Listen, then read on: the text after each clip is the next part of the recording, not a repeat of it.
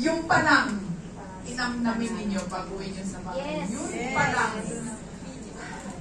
very, victorious na yung pagpunta nyo ngayong hapon na ito.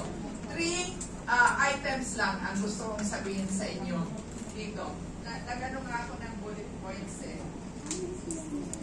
yung Yes. gawin ninyo, it is worth your time. Marami tayong, at the start, marami kayo try to develop this business. Pag doon sa mga nag-join, i-ano nyo, master it. Master it. Kung nakikita ninyo may mga nag-for good na, nakasama na yung family nila, maaaring mangyari din yan sa inyo kung gawin din ninyo yung nararapat gawin para maayos. Yes. And then number 2, save for your future. Alam ko po ang mga OFW, sinasabi nila, kaya ako nandito dahil sa pamilya ko.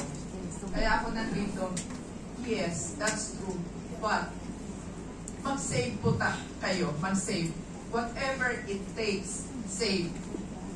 How? How to save? Ante.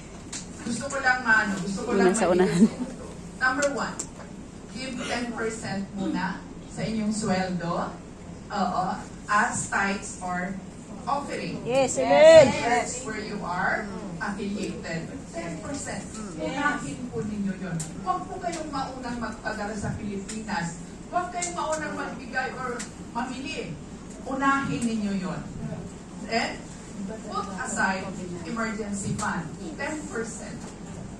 Emergency fund.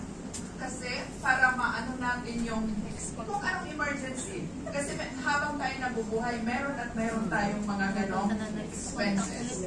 Then, save 10%. Do not tax it. Do not spend it. Come high and low. Talagang nandun, isave mo lang siya 10%. So, ilan na? 30% na, di ba? And then, number 4, ang pang-apat, for the 40%, 10% retirement fund. Take note of this. Pag uuwi kayo sa Pinas, dapat meron kayo nitong mga savings na ito.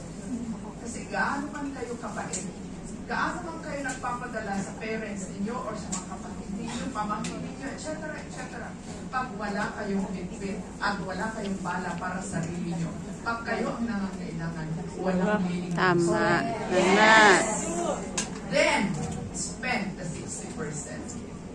40%, 10%, bigay mo sa church where you're affiliated, 10% savings mo, 10% emergency fund, 10% retirement fund. 60% lang ang i-spend ninyo. I hope na ninyo, no? And then, number 3. Tatlo lang po yung talking points ko. Take care of your well-being. Yes. When you go back to your family, dapat kayo ay Healthy. Kasi kung kayo ay uuwi na medyo may sakit, wala pa kayong pera, wala pa kayong timo, may sakit pa Wala kayo. pang boyfriend. Kahit na tayo kamahal ng mga loved ones natin, pamigat pa rin tayo.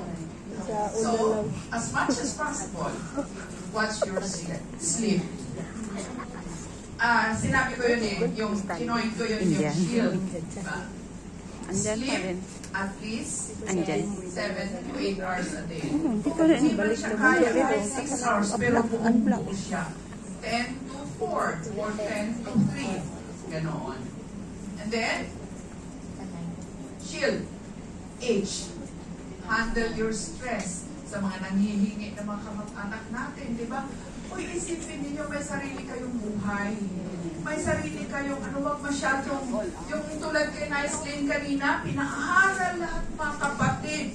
Wala namang masama doon, pero magtira ka para sa sarili mo. Okay? Then, alam ko ginagawa ninyo to linggo-linggo. Interact with other people. Diba? Interact. Learn new things. Diba? Sa mga nila. And that's needed when you are in WCA. Nakikipag-interact ka sa mga kababayan natin, sharing the blessings, sharing the opportunity para makasama natin din sila. Then, shield, interact, E, exercise. Diba? Exercise. Then L, learn new things. And then, ang pinaka, D. What's D? Lenny, anong D? Diet! Diet.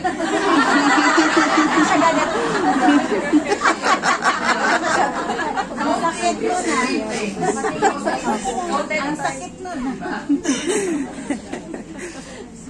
Guaranteed, you will have a balance and blessed life.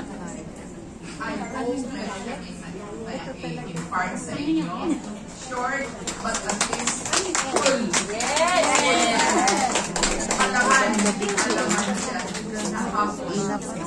I'm sure you are blessed today. It's Sunday. And thank you sa pagpunta ninyo